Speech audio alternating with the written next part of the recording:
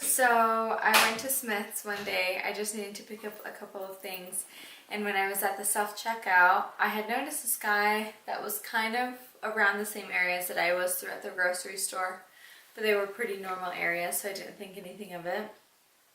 Like the bread and milk or whatever. And then I was at the register, and he was at the self-checkout right next to mine. And I noticed that he had been walking around the store to all those places that I had been, but he didn't get anything. He was just at the register, like buying gum or something. And so I kept checking out super slowly, tried not to look over at him or anything. And then, so I have big hair, and I kind of like looked, I guess, through my hair, and I noticed him in between like the sensors by the doors, that he was just sitting there with his phone up like that, just snapping pictures. Or no one texts with their phone like this, so that's the only thing I could think of that he was doing. And so I was getting my bags together, and I was about to walk out. I didn't know what else to do, and I tried to just tell myself that it wasn't anything.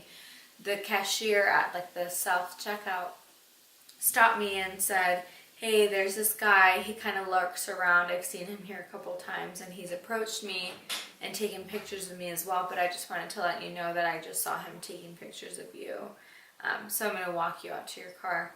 So she walked me out, and when I got to my car, he was standing, looking over his car, looking right at me, and he just waited there.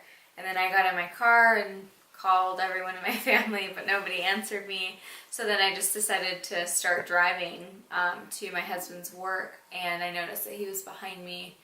So then I like took a loop around like Canyon Road and like took the long way, and then finally went to his work and got him to come home. He answered the phone after a meeting, and it was just really scary. So do you feel safer now with the security guard at Smith's?